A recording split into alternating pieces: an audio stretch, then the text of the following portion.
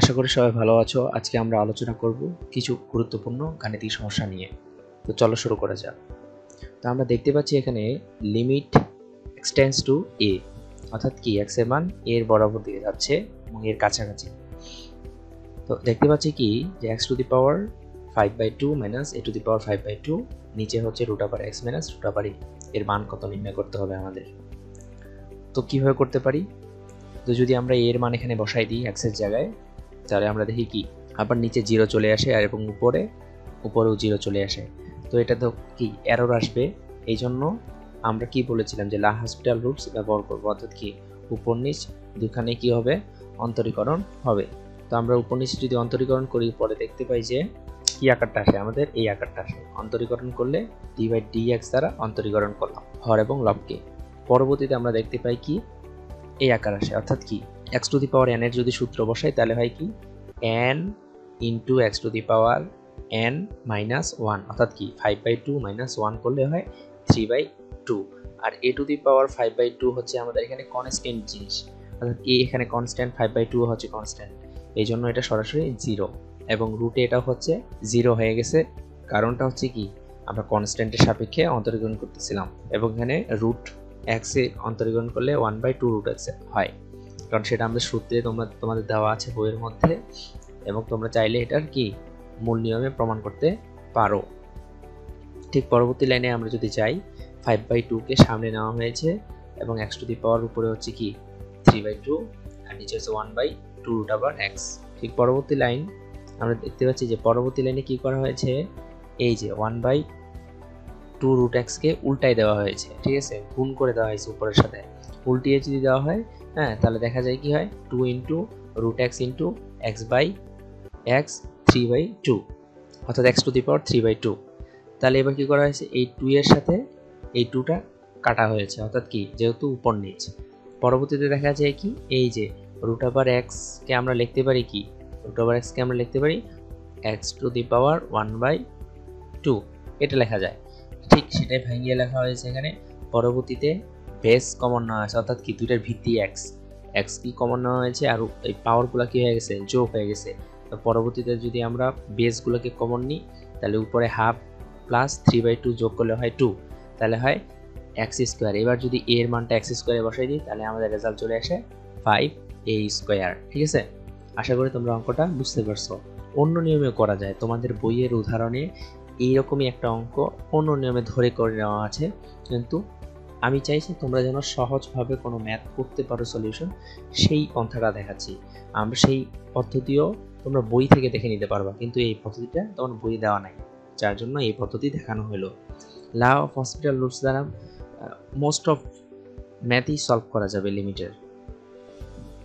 ঠিক পরবর্তীতে অঙ্ক যে আমরা চলে যাই, পরবর্তী অঙ্কে দেখতে পাচ্ছি এখানে কি যে পরবর্তী অঙ্কে দেখতে পাচ্ছি লিমিট x এক্সটেন্ডস টু কি 0 দিকে চলে গেছে এবং e to the power x minus e to the power minus x by x এর লিমিট কত, অর্থাৎ কি মানে এখানে মানই বের করতে বলা হয়েছে।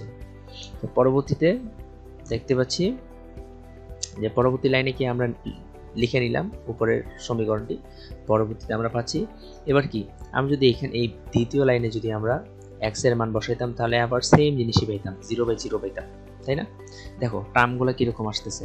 তো এবারও কি করলাম, আমরা লা হসপিটাল রুলস ব্যবহার করলাম, উপরে এবং নিচে দুই জায়গায় কি অন্তরীকরণ করলাম x এর সাপেক্ষে।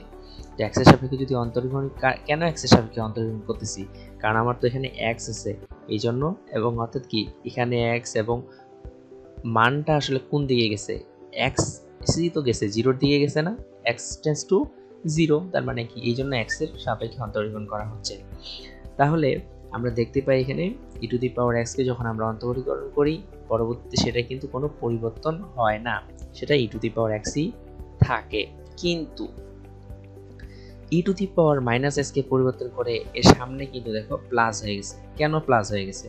আমাদের কিন্তু একটা সূত্র আছে d/dx e টু দি পাওয়ার যদি mx হয়, তাহলে সেই সূত্রটার হচ্ছে সমান সমান, সেটা সমান সমান হবে m into e to the power mx।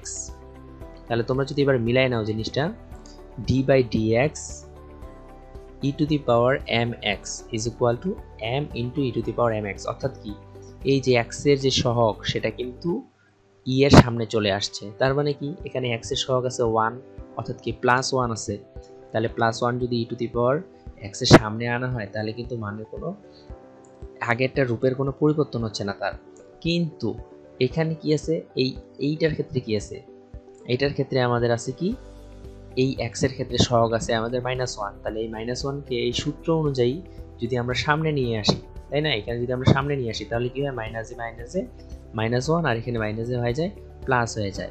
আর পরবর্তী অংশ e to the power m x, অর্থাৎ ই টু দি পাওয়ার এই যে এম এক্স থেকে গেছে, এবং নিচের অংশ এক্স কে করলে হয় 1, সেই 1 বসাই দেওয়া হয়েছে। এবং পরবর্তী লাইনে আমরা যদি এক্স এর মান বসাই দিই তাহলে কি ই টু দি পাওয়ার এখানে 0, এখানেও 0। আর আমরা কি জানি ই টু দি পাওয়ার 0 এর মান হচ্ছে 0 = 1। তোমরা চাইলে ক্যালকুলেটরে বসাও, ক্যালকুলেটরে বসালেও পেয়ে যাবে ই টু দি পাওয়ার 0 এর মান 1। এছাড়াও তোমাদের বোর্ড বইয়ের প্রথম অন্তরীকরণের প্রথমের দিকেই দেওয়া আছে ই টু দি পাওয়ার এক্স এর সূত্র আছে। তো এই এক্স এর জায়গায় যদি 0 বসাও তাহলে 1 চলে আসবে।